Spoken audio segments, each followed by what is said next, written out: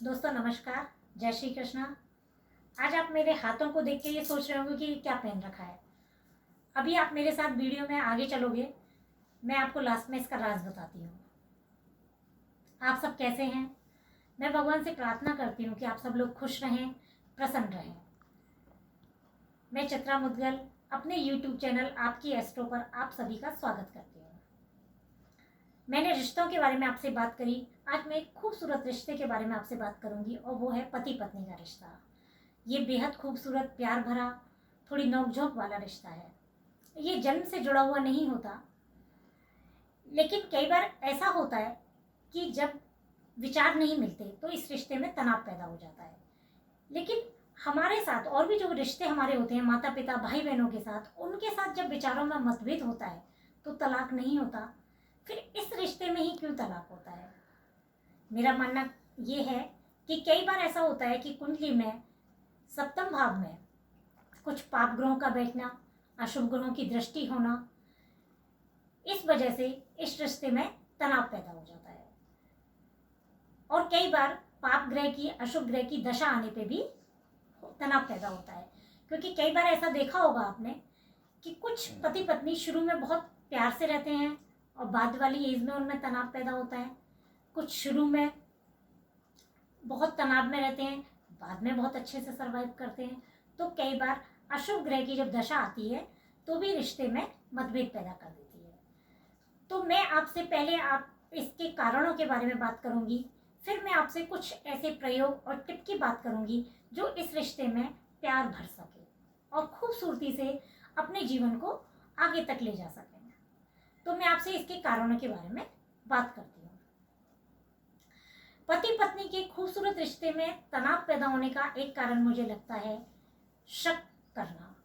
मैंने आपसे पहले राहु ग्रह के बारे में बात करी कि राहु ग्रह शक पैदा करता है, जहर घोलता है। इलेक्ट्रॉनिक उपकरणों का कारक भी राहु ग्रह है। मुझे कुछ क्लाइंट बताते हैं कि पति पत्नी के बीच में मोबाइल बहुत बड़ा कारण हो गया है। वो कहते हैं एक दूसरे से कि आपने इसके साथ फोटो क्यों ली, आपने इसको ये मैसेज क्यों दिया। ये बहुत बड़ा कारण हो गया है। दोनों में विश्वास खत्म हो जाता है तो तनाव पैदा होता है। दूसरे कारण की हम बात करें तो है क्रोध आना। मंगल की वजह से जातक, कई बार जातक को क्रोध आ जाता है और क्रोध में बोले हुए जो अपशब्द होते हैं वो एक दूसरे को चुभ जाते हैं। तो इस वजह से भी इस खूबसूरत रिश्ते में तनाव पैदा हो जाता है। तीसरा कारण है किसी तीसरे की वजह से दरार पैदा हो जाना। अब वो तीसरा घर वाले भी हो सकते हैं, बाहर के भी हो सकते हैं। कई बार एक दूसरे के माता पिता, भाई बहन, कि आपने मेरे माता पिता को ऐसा बोला, मेरे भाई बहनों को ऐसा बोला, इस वजह से भी दरार पैदा हो जाती है। चौथा जो कारण है वो है ईगो।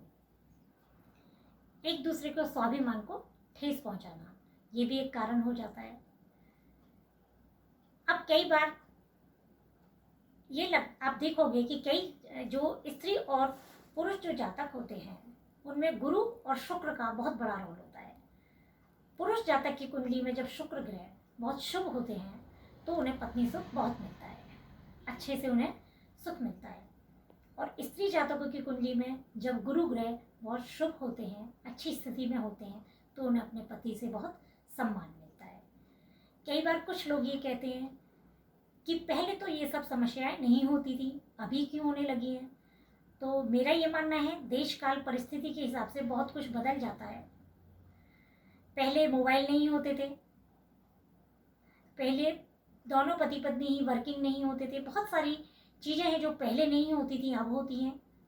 इस वजह से भी दोनों में तनाव होता है।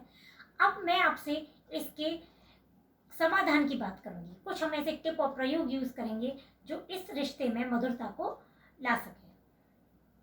पहला आपको सॉल्यूशन ये बताने वाली हूँ कि जो अपना बेडरूम होता है उसमें इलेक्ट्रॉनिक उपकरण ना रखें। टीवी नहीं रखें, मोबाइल नहीं रखें। सोते समय मोबाइल को हमें चार्जिंग में लगाना है तो हम रूम से बाहर लगाएं। बेडरूम में जो हमारी वॉल है या बेडशीट है उसका लाइट कलर हम यूज़ करें। Light pink, light yellow colour हम यूज़ कर सकते हैं। कमरे को हम सजा के रख सकते हैं, गुलाब के फूलों का यूज़ कर सकते हैं, इत्र यूज़ करें, परफ्यूम यूज़ करें। दूसरा जो मैंने आपको बताया, क्रोध में बोले हुए अपशब्द, उसकी वजह से पति पत्नी दोनों केसर का सेवन करें, दोनों एक दूसरे को मधुर शब्दों का प्रयोग करें। तीसरा मैंने कारण आपको बताया कि किसी तीसरे की वजह से, तो पति पत्नी एक दूसरे के जो भी रिश्ते होते हैं, माता पिता भाई बहनों के साथ, उन सब के साथ सम्मान बना के रखें, तो इस रिश्ते में और भी मधुरता आएगी। दोनों एक दूसरे के करियर को बहुत सम्मान दें, पति पत्नी को सपोर्ट करें, पत्नी पति के जो भी करियर होता है उन्हें बहुत सम्मान दें, तो इस रिश्ते में और भी मधुरता आएगी। अब मैंने आपको पहले बताया कि इन हाथों में मैंने जो पहन रखा है उसका राज मैं आपको बताने वाली हूँ। हाथों का पति पत्नी के रिश्ते में बहुत बड़ा रोल होता है, और मेरा भी मानना है और आप भी मेरे साथ सहमति देंगे कि जब पति पत्नी के रिश्ते की शुरुआत होती है, शादी होती है, तो इन हाथों का बहुत बड़ा रोल होता है। फेरे होते हैं, दोनों एक दूसरे का हाथ पकड़ते हैं। पत्नी कि जब पति मांग भरता है उसके मांगलिक जीवन के लिए, मंगलसूत्र पहनाते हैं, तो इन हाथों का बहुत बड़ा रोल होता है। दोनों एक दूसरे को खाना खिलाते हैं, हाथों का बहुत बड़ा रोल होता है। तो मैं सभी स्त्री जातक से निवेदन करूंगी कि अपने हाथों को सुंदर बना के रखें, सजा के रखें, हल्दी का मेहंदी का प्रयोग करें, नेल पेंट रखें, खूब सुंदर बना के रखें। अपने पति के लिए खूब अच्छा खाना बनाएं, उन्हें खाना दोनों हाथों से थाली सर्व करें उनको।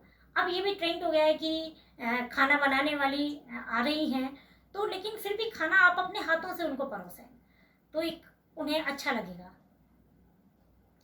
हाथों का बहुत बड़ा रोल होता है। जब भी हम पूजा पाठ का कोई भी कार्य संपन्न करते हैं, दान पुण्य करते हैं, तो एक दूसरे का हाथ पकड़ के करें, बहुत इस रिश्ते में एक मधुरता आएगी। मैं तो यहाँ तक भी कहूँगी, जब भी आप कहीं घूमने जा रहे हो तो दोनों एक दूसरे का हाथ पकड़ के घूमें, आपको भी अच्छा लगेगा और इस रिश्ते में एक प्यार भी आएगा।